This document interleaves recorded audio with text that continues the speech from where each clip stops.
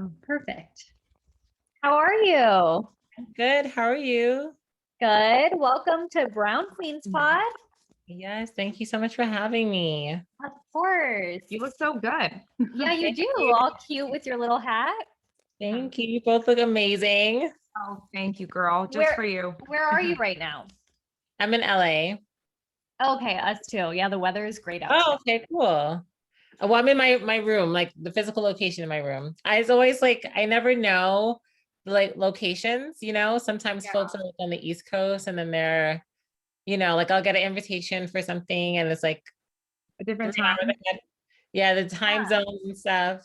So Okay, well, let's introduce you to our audience. So go ahead and introduce yourself. yeah. Hi, everyone. I'm Lana Patel. My pronouns are she, her, hers. I'm an Afro-Indo-Caribbean trans woman, originally from New York. I currently live in the greater Los Angeles area. And I currently work for a healthcare company. Been doing healthcare administration for like the last 3 years now, I would say. And when I'm not working, I'm usually advocating on behalf of folks from the LGBTQ community, primarily trans, and just kind of working to change the narrative for intersectionality for folks that are like Afro-Indo-Caribbean or that are, Black and brown and trans as well. I know. I saw your Instagram and I was like, we have to have you on the podcast because everything you're doing is so amazing. Thank you. So, what was your journey even like in the beginning as coming out as trans? I don't even know if that's like the correct verbiage, but how did that even begin for you? Yeah, I came out initially when I was 12 years old, and that was just like a whirlwind of a experience. I don't think my parents were ready. Well, no, I don't know. It's an interesting like narrative because I was like always really like petite growing up, and I was mistaken for a girl like up until puberty. I was always like one of the smallest kids in my class. I always had like a really high pitched voice. I could hit like Christina Aguilera notes. Like she was my icon. And if you didn't know I was assigned male at birth, you would assume I was female. And so that worked to my advantage. And my mom even named me after her friend's daughter because she loved the name so much. And my Wow. mom always wanted a daughter, but I came out a boy or like male. Um, and so when I came out, I feel like they kind of had an inkling like this would probably be happening, but I think they also thought like maybe this is a phase, like maybe it's just like something I'm gonna grow out of. But when I was 12, I sasaid, hey, I like boys. That was the first thing, talking about like sexual orientation. Wow. That's crazy. Yeah. Yeah. Because I just always knew, and I just had the sense of like, I was starting to see like my friends and classmates and other people pair off and get boyfriend, girlfriends, or just like people having crushes and liking each other. And I'm like, I like the other boys. So what does that look like for me? Like, what does that mean? And I thought that was something that like every boy went through. Like maybe we'll all just like each other and then you become straight at one point. Yeah. And That's so cute. yeah, I was like, maybe this is just like a rite of passage. Yeah.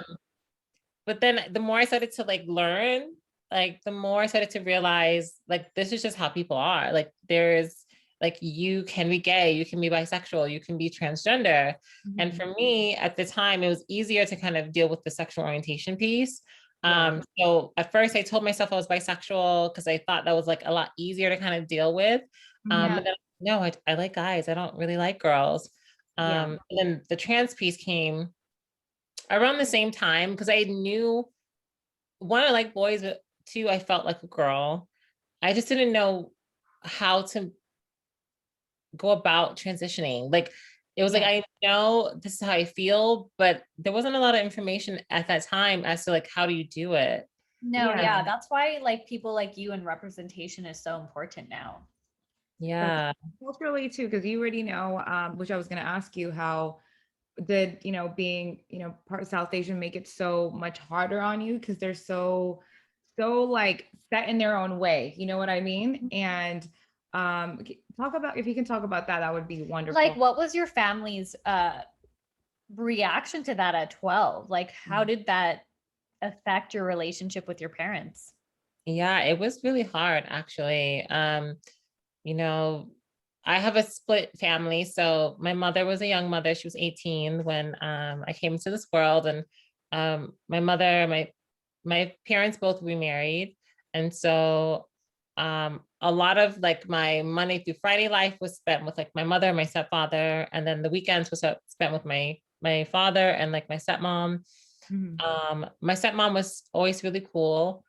My father was just like hardcore, like anti Mhm. anything, and he Yeah. was very misogynistic, and he just had a very strict binary way of thinking when it came to gender and expression and sexuality and sexual orientation. Like for him, there was nothing else besides like heterosexuality or heteronormativity, and boys grew up to be men, and like there was no gray area or like room to be feminine or to express anything outside of like hardcore masculinity, and his masculinity was very toxic. So he did not take it well at all. Mhm. My mother, it was like really weird because the first people to find out were my mother, and then my mother's told my stepfather. And I just knew neither, well, I figured my mom might be a little bit more receptive because she, went to beauty school, she had gay friends, like she knew gay Yeah. people. So I'm like, oh, my mom is gonna be like cool. Yeah. But it was hard on her. My stepfather, I pretty much knew like he probably wasn't gonna accept it. And that's kind of how it was. But when I came out at 12, it was really tough. I got really bad because at that point I started experimenting with my identity and my like expression. And I would start wearing like more fitted clothing. I would go to CVS and Rite Aid and like get black nail polish and black liner.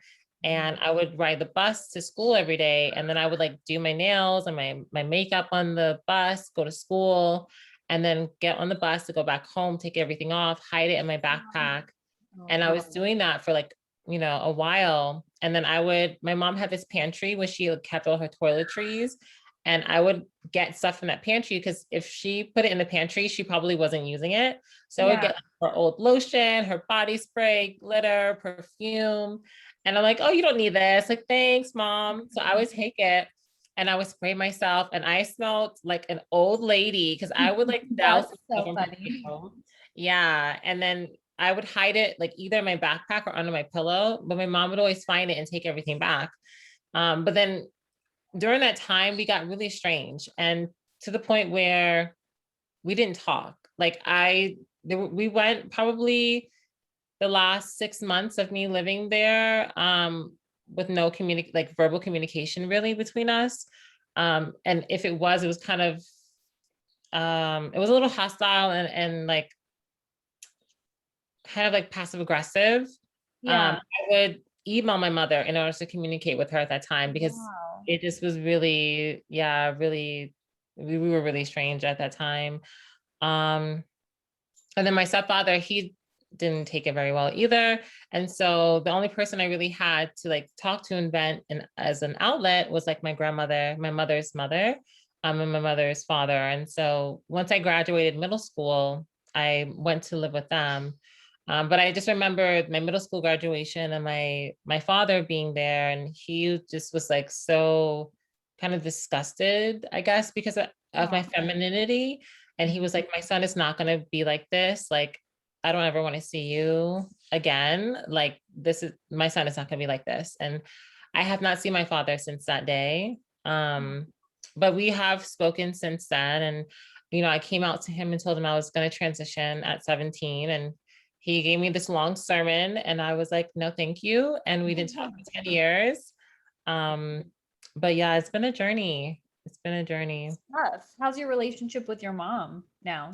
Yeah, that was a long time in the making. So, you know, I transitioned at 17.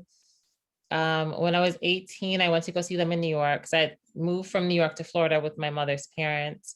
And I transitioned in stealth. Like no one knew I was really doing it. I was taking hormones secretly, having all of this development, wearing boys' clothes, growing my hair out, starting to look more feminine because I was 17 and the hormones were taking really rapidly.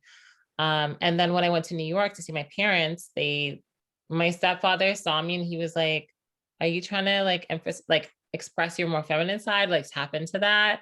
Yeah. And he automatically knew something was like different. And I was like, no, no, no, I was kind of laughing it off. You're like, I'm not tapping into it. I am it. I'm like, I am my feminine side. So by the end of the week, he ended up having a conversation with me and my mother. And we sat at the dining table and he was like, you know, why does it look like you're wearing a bra? And I said, because I am. I don't know. I wasn't wearing a bra at the time. He said, why does it look like you're wearing a bra? And I said, I'm not wearing a bra. He's like, well, why does it look like you have breasts? And I said, because I do. And then he was like, well, how did you get breasts? And I said, you know, I've been taking hormones. And he's like, how do you get rid of them? And I'm like, the only way I can is surgically, and I'm not having surgery. Like, this is who I am and what I want to do. Yeah. And so I went down this long rabbit hole. My mother, for the most part, was just kind of silent. At one point, she asked me if I was like hearing voices. And I said, Mom, I'm trans. I'm not schizophrenic. Like, Oh, gosh. I don't have spirits in me or anything. yeah. Like, there's not a little voice telling me to do bad things. Like, this is how I've always felt. And so she was just like, well, you can tone it down, because I pretty much was embarrassing everyone by like being like this. And so my stepfather was like, you know, I'm not guaranteed to go into heaven, but you're pretty much saying that you're not going to go. Like, you can't make it into heaven because of how you are. And I was like, Crazy people think that they know God like that. Yeah. Like, first of all, how do you know? You don't know that. You might not be going to heaven. Yeah. I was like, okay, well, whatever. It's a lack of education, I feel. Not education, sorry to cut you off. Like, I feel like we're not taught, you know, that's why for a lot of, you know, I'm sure there's been trans, you know, people for decades, but they were, you know, you're scared, you know, and it's like a generational gap. It's a generational gap and no one talks about it. And if you talk about it, you're hushed. Like, you know, with you, for example, like, can you tone it down? It's like, no, this is who I am. Or they automatically start thinking that you're hearing voices because that's not something that they've been exposed to, you know, which is not right. But that's, you know, our duty now in this generation, as you're doing, to, you know, educate. Yeah, it's almost not their fault. I mean, it's not right, but it's like they just were raised in a society where they were taught a certain way of being, and they like, it's so hard for them to grasp another reality. Yeah, it was really tough, you know. And I had an appointment to see my mother's hairstylist that Monday, and I went there for this appointment. My stepfather calls me at the exact time, like exactly. And I'm like sitting in the chair about to get my hair done. And he's like, well, where are you? I'm like, I'm at the salon. And he's like, oh, I thought we talked about this. And I'm like, what did we talk about? And so I'm terrified now. Like, I spent, you know, all this time to get my hair done. And I'm like, oh, it looks great. I'm like walking around the city, terrified to go home. So I waited until like 9:00, you know, just walking around the city. And my appointment was at 3:30. I just didn't know what was going to happen when I got home. So I get home and my stepfather sees me and like has like this kind of condescending laugh. The next day, I find myself in the backyard and the neighbor or our like family barber is shaving my head bald, and like all of my hair is like hitting the floor. And I felt the wind on my head for the first time in such a long time. And my cousin, she was sitting across from me, looking at me and laughing. And she's like, you're probably going to pick your hair up and glue it back on your head. And it just was like the craziest experience. And after it happened, my parents came back from running errands. And my mom was like, oh my gosh, it looks so good. Like, I love your hair like this. And my stepdad, who was a smoker, he was like, here, take my pack of Newports. You can throw them away. You made a sacrifice, so I'm going to make one too. And I'm like, you're equating my hair to a pack of cigarettes? Like, this is not okay. Yeah. Wow. That is a lot of trauma. That is Mhm. a lot of trauma.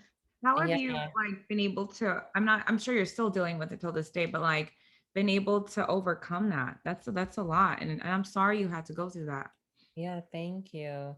Therapy, therapy, therapy. And then to answer the previous question, my mom and I are good. Well, my family and I are all pretty much good now. It took a very long time.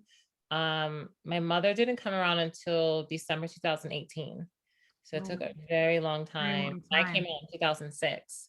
So, Yeah, um, that's a long time. I'm yeah. glad she came around. Did she tell you why she was so mean to you? Because sometimes, like it helps to ask those questions. Like, were you able to, ask her?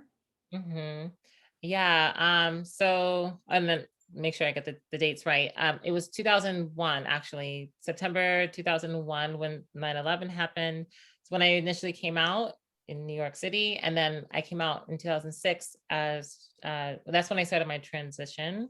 Mhm. My mom came around in 2018. She said, I was the firstborn. She was a young mom. She didn't really know like any better. Like she just was doing what she was taught or like, I think they do the best they can. Like they just don't yeah. understand. It'd be like if something completely new was introduced to us, like aliens or something. We'd be like, "What the fuck is this?" No. But like, like when you're growing up like whatever 50, 60 years and you're taught that this thing doesn't exist, it's not real, it's not right, then like it takes time to like kind of wrap your head around it. But it's Yeah. good that she was like eventually open to it. hmm Yeah. But it took some time. My stepdad actually came around before my mom, which was Oh surprising. wow. Oh, that Yeah. is surprising. Yeah. Yeah. So he came around in 2013. My grandparents, my mother's parents came around in 2014. And then my mom came around in 2018. And then my father, he came around, I think 2017. But we still don't really have much of a relationship. We don't really talk, but he finally accepted me and was like, you look beautiful, you like a model, like, Aw, it was nice to finally get that, validation from my father after all those years. Yeah. that's amazing. I feel like that's a blessing because I know not everyone gets that, Mhm. and it's unfortunate, and I'm glad that you got that. And I'm also happy that you are here to tell your story because I know there's somebody right now going through the exact same thing. Yeah. So Yeah. thank you for opening up about that.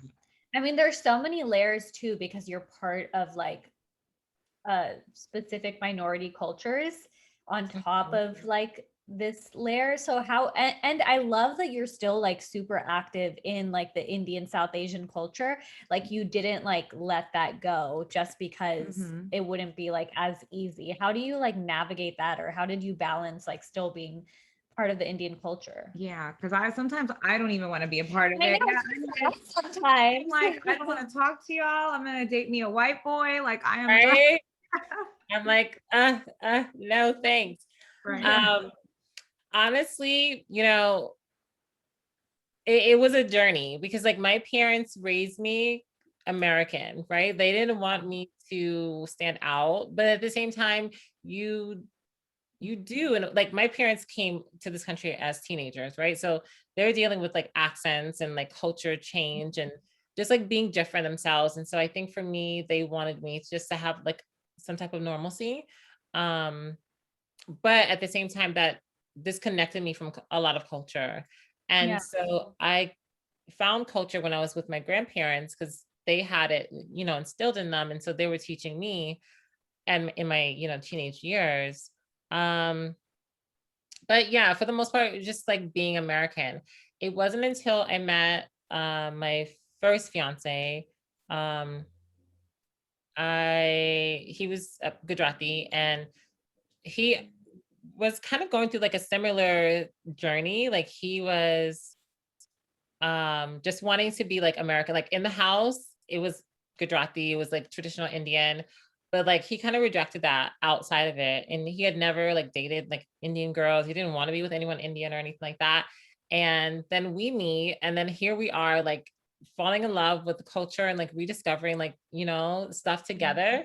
Aw. And yeah, I think that's kind of how things started, like the journey.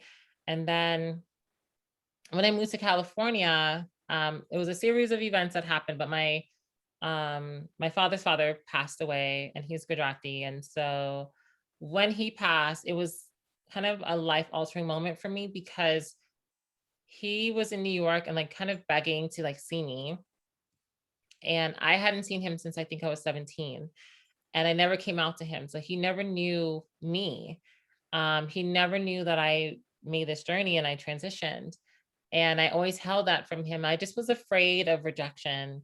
Yeah. And so when he passed, it was like that moment where it was like, you know what? I need to like own my culture and my identity, because I know like he would want that for me, and really just like do the work. So that's, I think, was that turning moment where I was like, you know what, I'm just gonna own like me and like all of me.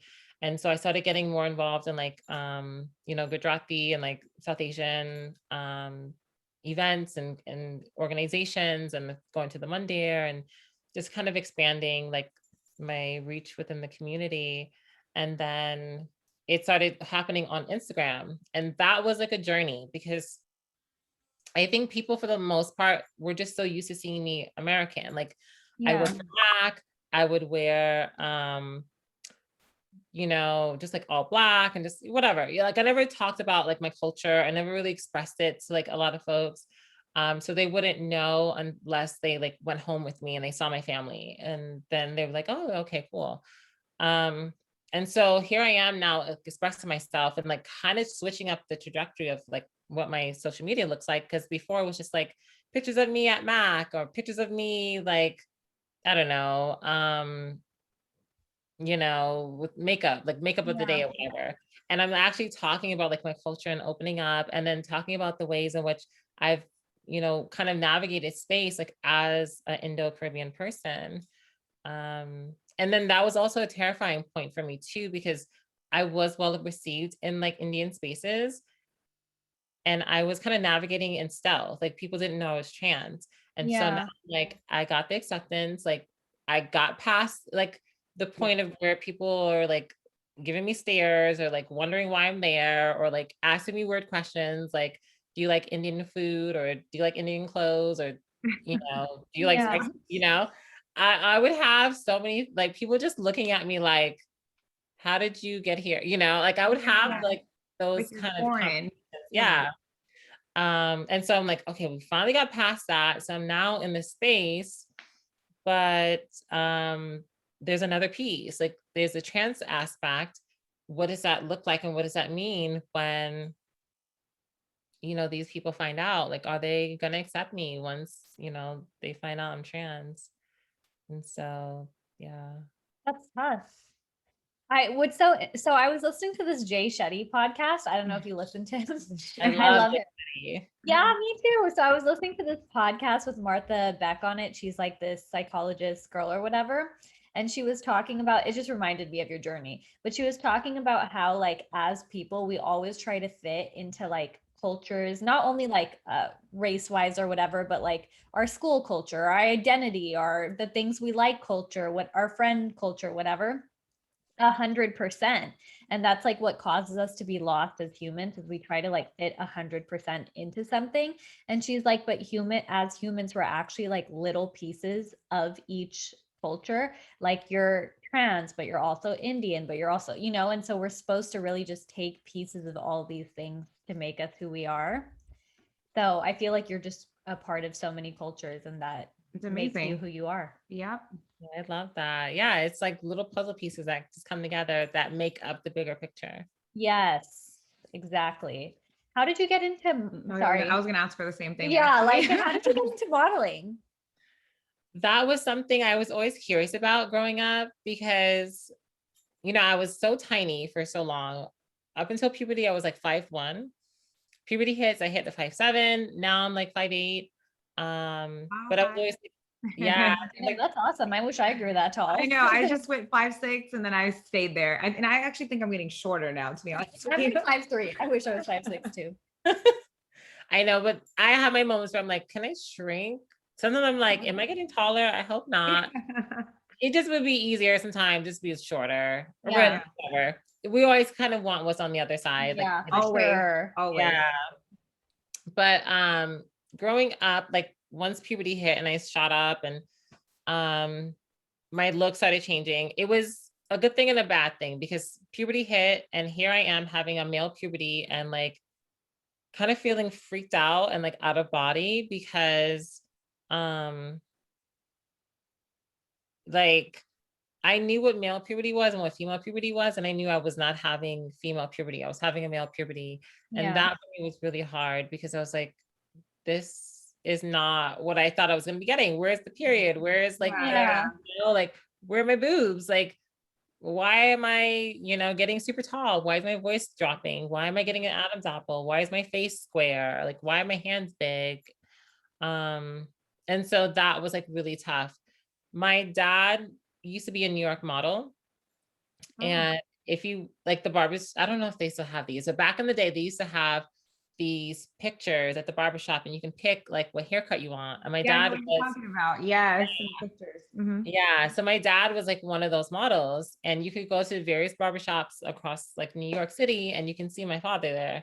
And so my father like has, 6'1", has like gorgeous bone structure and my face is starting to form like that. And for me, because we had such an estranged relationship and because I thought I was going to be like my mother, like more feminine, it was Yeah. really tough to see that on me. But then it actually turned out like once I started to transition to be like a saving grace. And so it was that thing that people were like, oh, wow, you look like a model, like you should model. You're But like, I, yeah, right. okay, I'm like, okay, now I can appreciate it. But I had to go through the ugly duckling phase and like Yeah. ugliness. Um, and then I also had a journey with my skin because I used to have really bad like cystic acne and it left like horrible scars. So, I had hyperpigmentation and I had like the texture and it was just a lot to like kind of overcome. And I think once I started on Instagram, it was just like, okay, it was kind of like my rebirth. Like here I am in 2017, really owning myself. And then I think once that confidence kind of came through, like opportunities started opening up and now I'm here, like, All I, looking bomb. yeah, able to model and stuff. But it's crazy, like thinking back as like a little kid or even as a teenager, like I never thought my life would be where it is now. Oh, you never do. No, you don't. But it's always the energy you put out too, like the confidence that you put out, and then you received what you wanted to do. Mhm. So that's very, very important. You look so good. Yeah, it's amazing what you've built with everything you've been through. Yeah. Um, we wanted to ask you too, because Jyoti and me always struggle with like dating. How is Mhm. dating for you? And Uh, you dated an Indian guy. We can't even accomplish that. I can't even. If I'm dating a white guy and I'm having problems, and I'm like, maybe it's just all men. Like I don't know. yeah, they can be problematic. And Understatement of the year. it really understatement. And there's these They think moments we're problematic. Sometimes I was even telling her, I was like, they're worse than women sometimes. Oh yeah. they really can be. They really Yeah. can be. Where I'm like, okay, okay. Like I feel like the lady, the meme, or the GIF where she has like the equations and she's like, Oh yeah. We're Oh like, my this God, now. that's men. Yeah. I'm like, okay, well, what language are you speaking? Because are we speaking the same thing? Like what? Yeah, for sure. Um, it's been a journey, like navigating the whole dating aspect because I was I'm a trans woman. I'm heterosexual, like I'm attracted to men, and I'm meeting a bunch of cisgender men, and it was like in the beginning, I didn't know that there were men that would accept me as a trans woman. I just Yeah. knew straight men and I knew gay men, and I heard of a bisexual man, but I never met anyone or knew anyone that was bisexual. So it was like, does this exist? But I think if anything, that would be the best option for me because maybe he would accept me as a trans woman. Um, so back in the day, like I was just um meeting guys and then like trying to talk to them and then eventually coming out to them and hoping that they would accept me. And then I started to learn that there was a whole nother world. Like there were guys that really do like trans women. But then within that, there was a lot of navigating because there were chasers, the men that like Fetishized. that seek out trans women for sexual gratification or pleasure. The porn industry, like 60% of porn consumed is like trans porn. And Wow, I it's, did not know I that. don't know that either. yeah, it's such a huge market. So there's more people than that let on that are into trans women. Yeah. I didn't know that until that point. And so at the time I used to categorize men as like within like three categories. One, the ones that were rejecting me, they were like, no thanks. And Yeah. then the ones that accepted me at the time, I would say either he was like an experiment or he was the fetish side, like the fantasy guy. Mhm. But if he was an experiment, he saw me like as an experiment, a guinea pig. He's gonna try it out and see if that's his thing. And you would just hope for the best. With time, I started to learn there was another category of people who just truly accept you, like who really see you as Yeah. a woman and will love you. But it Yeah. took me a while to get to that point. But dating was a lot of trial and error, a lot of heartbreak. Yeah. Getting to the point where I got engaged for the first time, like with the Gujarati guy, was like I never even saw that for myself, like that was such a surreal moment to like bring him home and like him meet my grandparents, and him and my grandfather like hit it off so well, and getting like the Oh, blessing that's to great. be engaged and stuff. Unfortunately, like most Indian families, there's drama. And so his family wasn't accepting, like his mother and his sister didn't accept me. And then I found out later on his brother-in-law did accept, and his brother-in-law was in favor of us being together, but I didn't know that at the time. So yeah, it was just kind of like us kind of pulling a Romeo and Juliet, like a Ram Leela situation, Yeah. Yeah. you know, having to deal with like my family being accepting, but then his family not. And ultimately at that time, I just felt like, I don't know if I want to move forward with marriage if your family's not going to accept it this time. And I don't know what the future looks like, if we Yeah. end up taking that next step. So that's I kind can of, see how parents do that though, because unfortunately, like when you think about it, they're not, it's sad to think, but they're not going to be here forever. It's you who's going to be Yeah. living that life, and it's you who is it's about you. It's not really about them. It's like, yes, you would like that everyone gets along and this and that, but they should be more, what I think is parents should be more accepting and loving, because that's who your child is going to Yeah. be with Yeah. the They're rest so of their life. demanding of who your kids should be with. It's crazy Yeah. how society is like that. Are you single right now?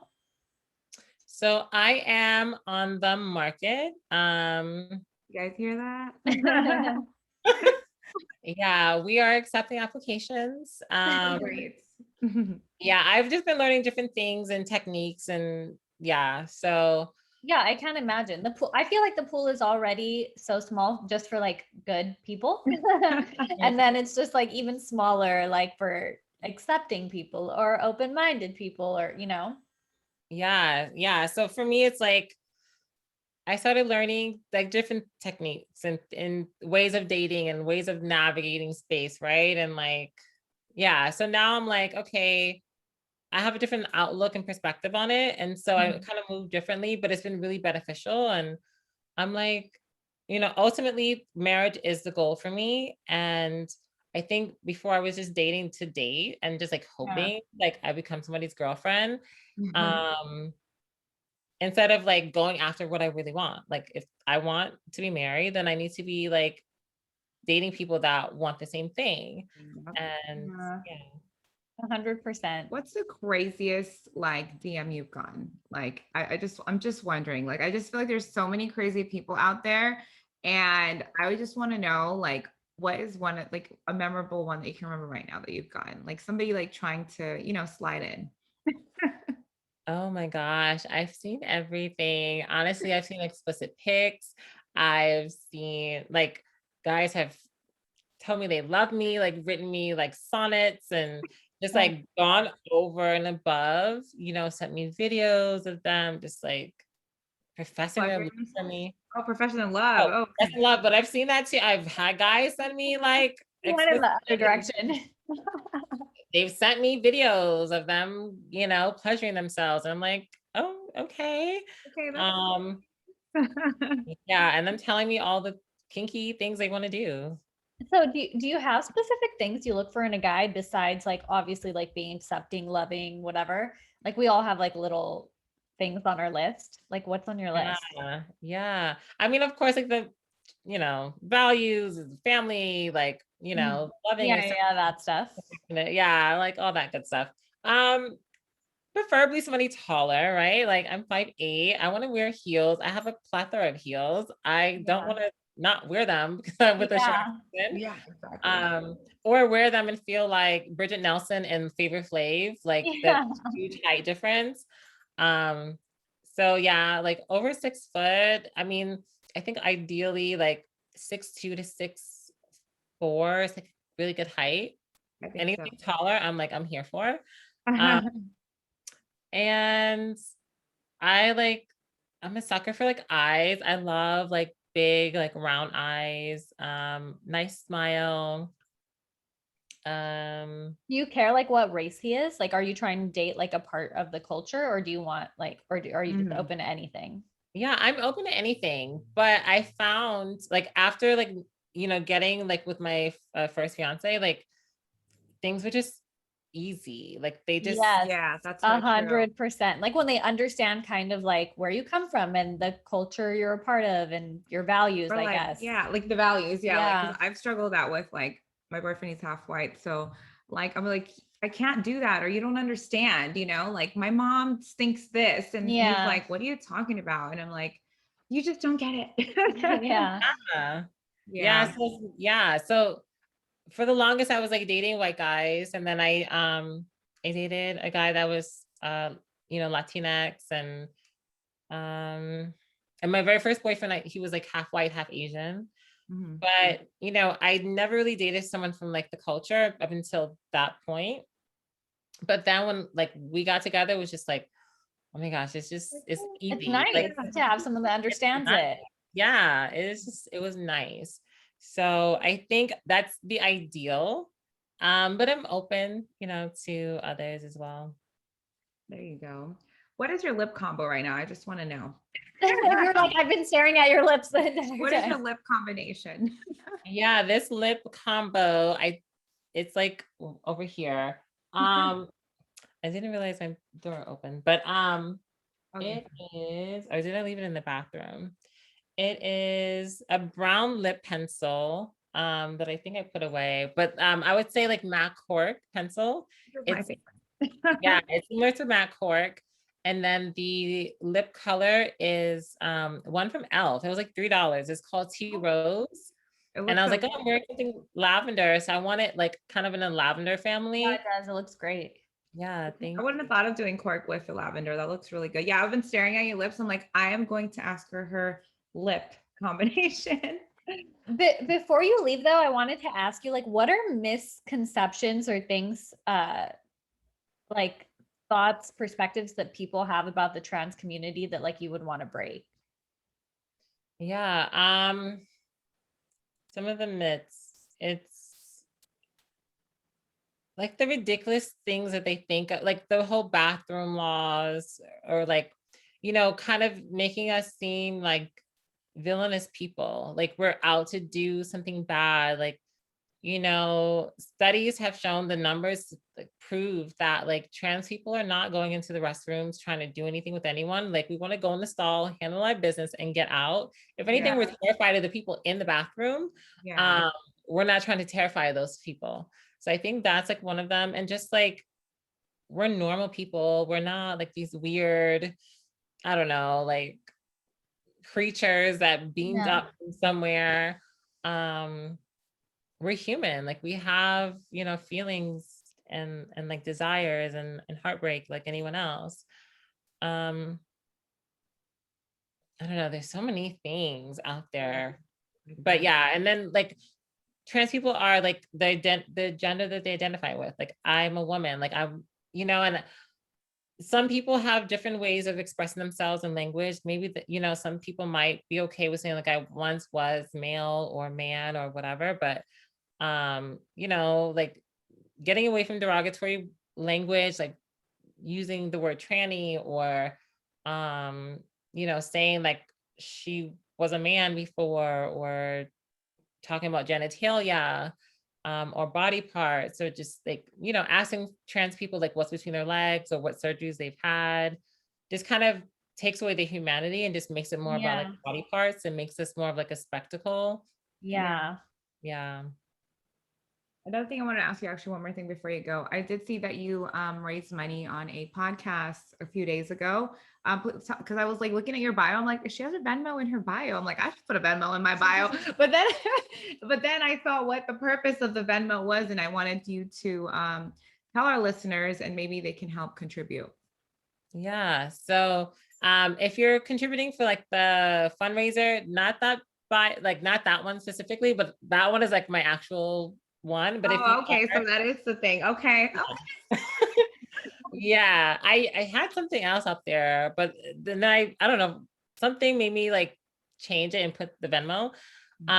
But yeah, I recently got with Get Plume, and we did a fundraiser. It was called Breaking Bread with Trans Leaders, and was with some amazing leaders. So it's Anjali Rimi with Parivar South Bay.